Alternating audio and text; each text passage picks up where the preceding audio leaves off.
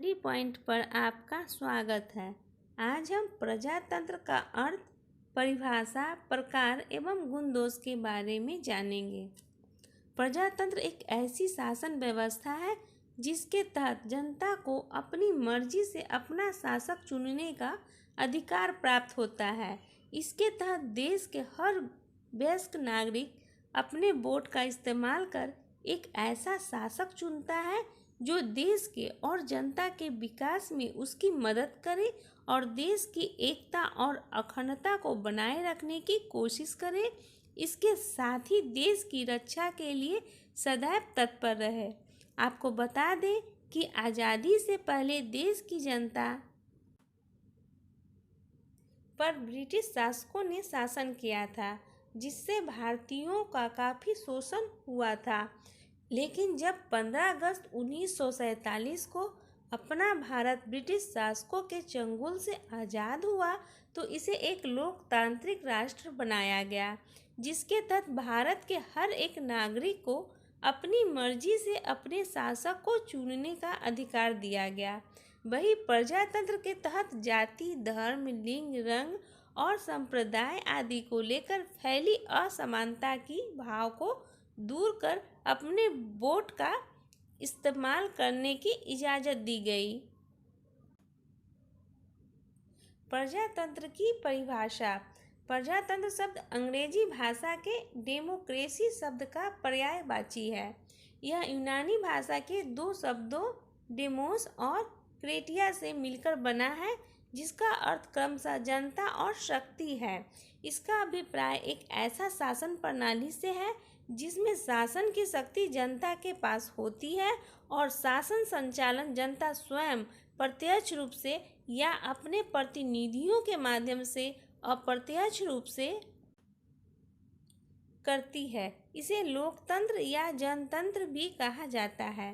विभिन्न विचारकों के अनुसार प्रजातंत्र की परिभाषा।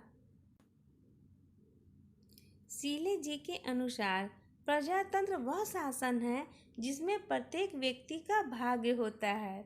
अरस्तु ने प्रजातंत्र को बहुतों का शासन कहा है। अब्राहम लिंकन ने प्रजातंत्र को जनता का, जनता द्वारा और जनता के लिए शासन कहा है। प्रजातंत्र के प्रकार। प्रजातंत्र के दो प्रकार होते हैं। प्रत्यक्ष प्रजातंत्र, जब किसी राज्य के निवासी सार्वजनिक विषयों पर प्रत्यक्ष रूप से स्वयं विचार विमर्श करते हैं और इसके आधार पर नीतियों का निर्धारण और विधि निर्माण होता है, तो ऐसे शासन को प्रत्यक्ष प्रजातंत्र कहते हैं। प्रत्यक्ष प्रजातंत्र कम जनसंख्या वाले एवं छोटे आकार वाले राज्यों में ही संभव है। वर्तमान में बड़े आकार वाले राष्ट्रों में, जहां नागरिकों की संख्या करोड़ों में होती है, वहां प्रत्यक्ष प्रजातंत्र संभव नहीं है। वर्तमान में स्विट्जरलैंड के कुछ कैंटनों एवं भारत में पंचायत राज व्यवस्था के अंतर्गत ग्राम सभाओं में प्रत्यक्ष प्रजातंत्र की व्यवस्था है। दो, अप्रत्यक्ष प्रजातंत्र, जब जनता निर्वाचित प्रतिनिधियों के माध्यम से विधि निर्माण तथा शासन के कार्यों पर नियंत्रण रखने का कार्य करती है, तो उसे अप्रत्यक्ष प्रजातंत्र कहते हैं। वर्तमान समय में अप्रत्यक्ष प्रजातंत्र ही प्रचलित है। इसमें जनता निश्चित अवधि के लिए अपने प्रतिनिधि चुनती है, जो व्यवस्थापिका का गठन करते हैं और कानूनों का निर्माण करते हैं। इस प्रणाली में जनता की इच्छा की अभिव्यक्ति निर्वाचित प्रतिनिधियों के माध्यम से होती है। प्रजातंत्र के गुण। लोक कल्याण। प्रजातंत्र में जन प्रतिनिधियों द्वारा शासन किया जाता है, जिनका चुनाव जनता एक निश्चित समय के लिए करती है और उन्हें हमेशा भय रहता है कि जनता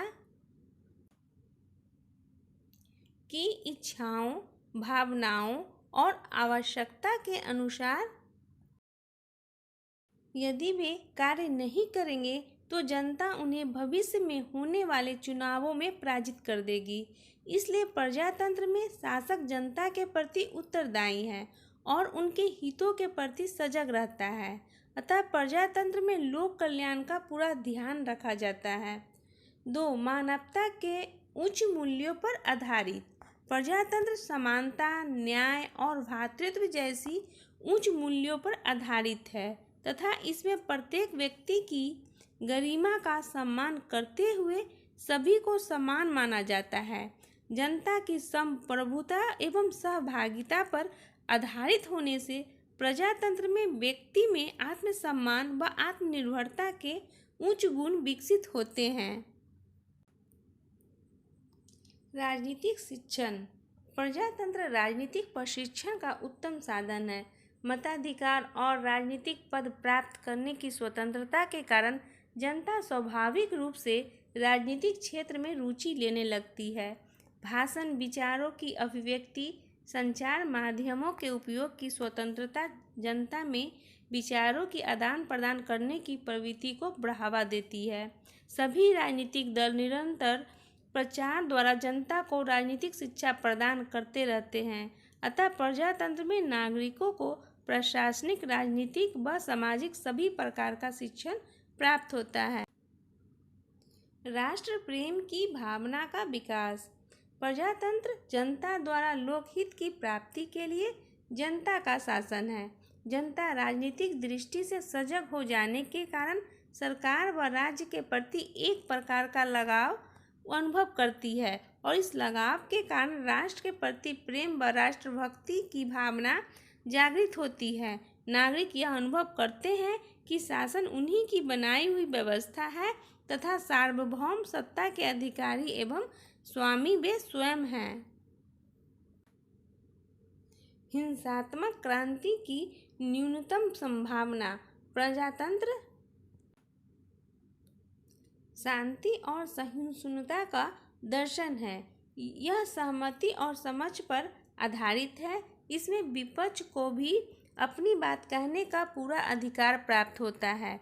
विपक्ष द्वारा सरकार की आलोचना और निंदा भी की जाती है। बहुसंख्यक जनता यदि शासक वर्ग से असंतुष्ट है तो वह उसे सरलतापूर्वक संवैधानिक उपायों से हटा सकती है। इसलिए प्रजातंत्र में हिंसक क्रांति की संभावना न्यूनतम होती है। प्रजातंत्र के दोष। गुणों की अपेक्षा संख्या को महत्व। प्रजातंत्र में गुणों की अपेक्षा संख्या को अधिक महत्व दिया जाता है। इसमें मात्र मतों की गणना की जाती है। प्रत्येक मतदाता चाहे योग्य हो या अयोग्य हो, उसे मत का मूल्य एक ही होता है। प्रजातंत्र का आधार यह अवधारणा है कि सभी व्यक्ति समान हैं, जबकि समाज के सभी सदस्यों की बौद्धिक क्षमता समान नहीं है। अतः अधिक गुणी व्यक्तियों की महत्ता का सही मूल्यांकन नहीं हो पाता है। अयोग्य का शासन करने की कला, योग्यता और क्षमता केवल कुछ लोगों में रहती है, किंतु प्रजातंत्र में बहुमत का शासन होता है और योग्य व्यक्ति का मूल्य भी अयोग्य व्यक्ति के समान ही आंका जाता है, जिससे पूरे समाज के कल्याण का लक्ष्य प्राप्त नहीं किया जा सकता है। इसलिए आलोचक प्रजातंत्र को अयोग्यों का शासन भी कहते हैं। 3. सार्वजनिक समय व धन का अपव्यय। प्रजातंत्र में चुनावों की लंबी और जटिल प्रक्रिया के पश्चात ही व्यवस्थापिका का गठन हो पाता है। अत्यावश्यक कानूनों के निर्माण में भी कई वर्षों लग जाते हैं। चुनावों की प्रक्रिया में काफ़ी धन खर्च होता है। सांसदों, विधायकों, मंत्रियों एवं व्यवस्थापिका से जुड़े अधिकारियों आदि पर भी बड़ी मात्रा में धन खर्च होता है। अतः प्रजातंत्र में धन व समय दोनों का अपव्यय होता है। धनिकों का वर्चस्व।